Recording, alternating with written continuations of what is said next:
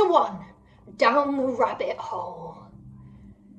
Alice was beginning to get very tired of sitting by her sister on the bank and of having nothing to do. Once or twice she'd peeped into the book her sister was reading, but it had no pictures or conversations in it. And what is the use of a book, thought Alice, without pictures or conversations? So she was considering it in her own mind, as well as she could, for the hot day made her feel sleepy and stupid, whether the pleasure of making a daisy chain would be worth the trouble of getting up and picking the daisies, when suddenly a white rabbit with pink eyes ran close by her.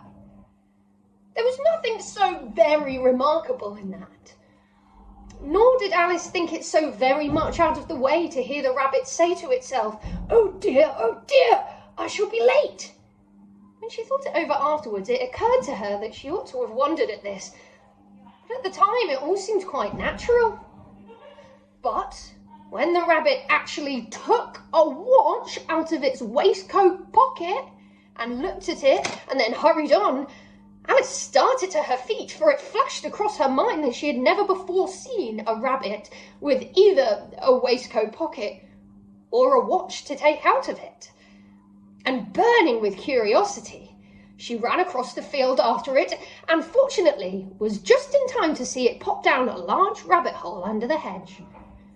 In another moment, down went Alice after it, never once considering how in the world she was to get out again. The rabbit hole went straight on like a tunnel for some way, and then dipped suddenly down. So suddenly that Alice had not a moment to think about stopping herself before she found herself falling down a very deep well.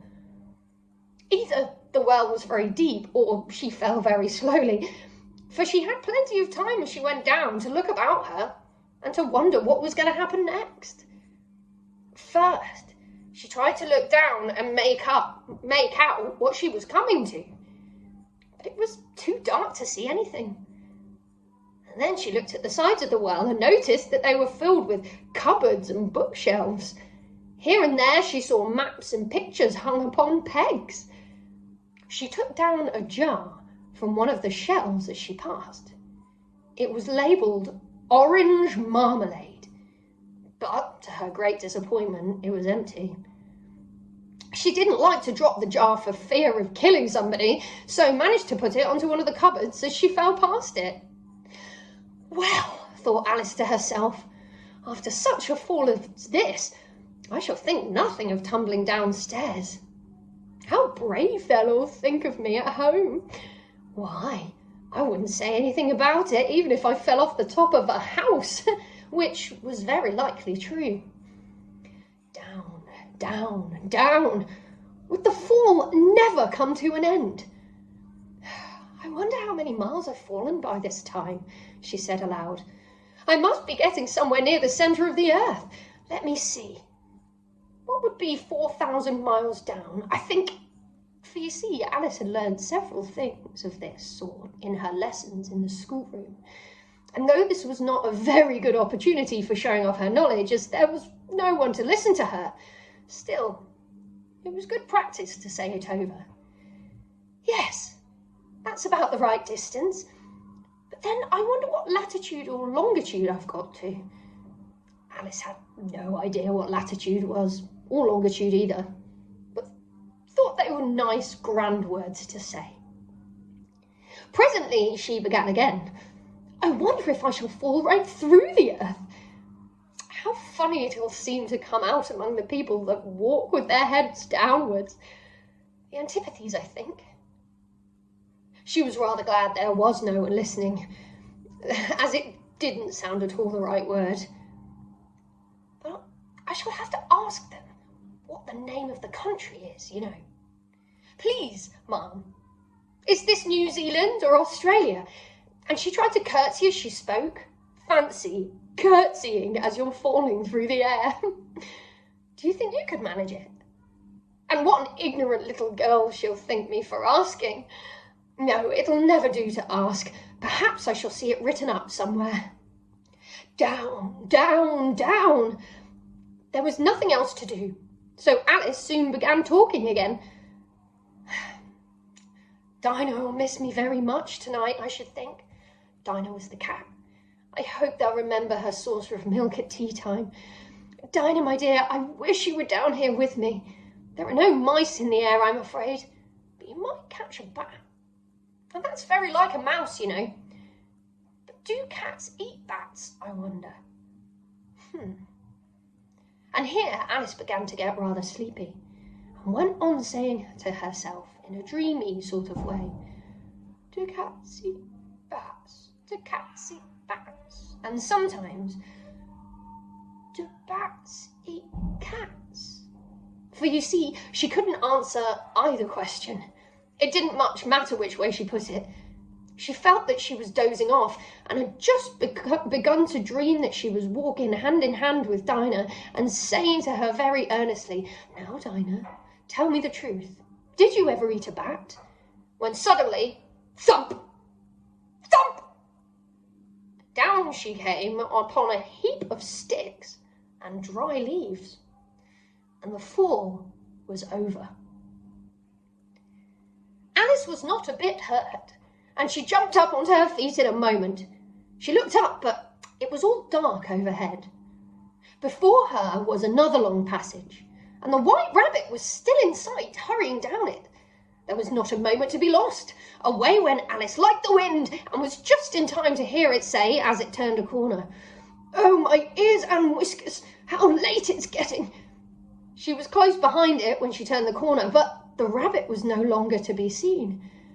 She found herself in a long, low hall, which was lit up by rows of lamps hanging from the roof. There were doors all round the hall, but they were all locked. And when Alice had been all the way down one side and up the other, trying every door, she walked sadly down the middle, wondering how she was ever to get out again. Suddenly, she came upon a three-legged table, all made of solid glass. There was nothing on it except a tiny golden key, and Alice's first thought was that it might belong to one of the doors of the hall, but alas, either the locks were too large or the key was too small. But at any rate, it wouldn't open any of them.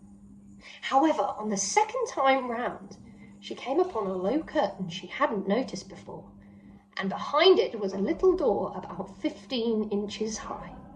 She tried the little golden key in the lock, and to her great delight, it fitted. Alice opened the door and found that it led into a small passage, not much larger than a rat hole.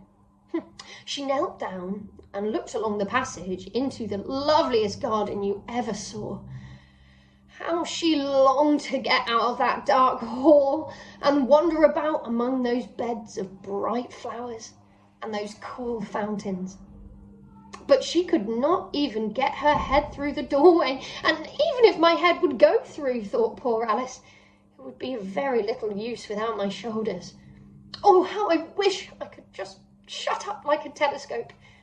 I think I could, if only I knew how to begin.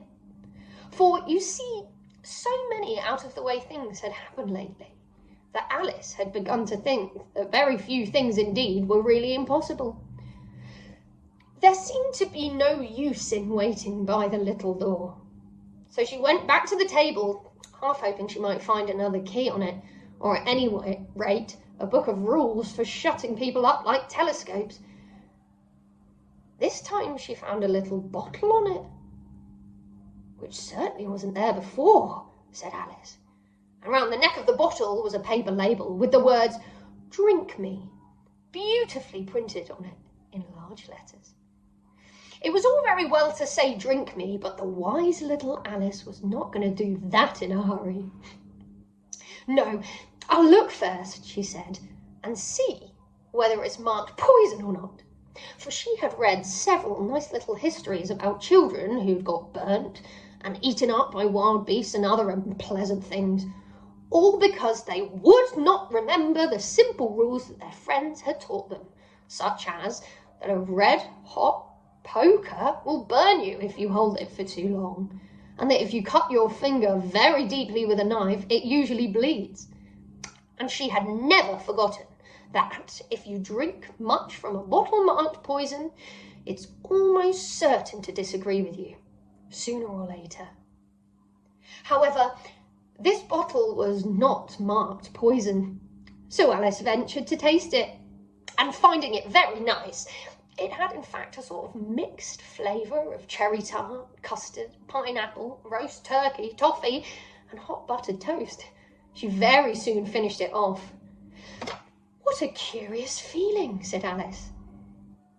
"I must be shutting up like a telescope." And so it was indeed. She was now only 10 inches high, and her face brightened up at the thought that she was now the right size for going through the little door into that lovely garden. First, however, she waited for a few minutes to see if she was going to shrink any further. She felt a little nervous about this. "For it might end, you know," said Alice to herself, "in my going out altogether, like a candle. I wonder what I should be like then." And she tried to fancy what the flame of a candle is like after the candle is blown out. She could not remember ever having seen such a thing. After a while, finding that nothing more happened, she decided on going into the garden at once. But alas for poor Alice! When she got to the door, she found she'd forgotten the little golden key. And when she went back to the table for it, she found she couldn't possibly reach it. She could see it quite plainly through the glass. And she tried her best to climb up one of the legs of the table, but it was too slippery. And when she'd tired herself out with trying, the poor little thing sat down and cried. "Come, there's no use in crying like that," said Alice to herself rather sharply. "I advise you to leave off this minute." She generally gave herself very good advice, though she seldom followed it. And sometimes she scolded herself so severely as to bring tears into her eyes. And once she remembered trying to box her own ears for having cheated herself in a game of croquet she was playing against herself. For this curious child was very fond of pretending to be two people. But it's no use, thought poor Alice, to pretend to be two people. Why, there's hardly enough of me left to make one respectable person. Soon her eye fell on the little glass box that was lying under the table. She opened it and found in it a very small cake, on which the words "Eat me" were beautifully marked in currants. "Well, I'll eat it," said Alice, "and if it makes me grow larger, I can reach the key, and if it makes me grow smaller, I can creep under the door, so either way I'll get into the garden, and I don't care which happens."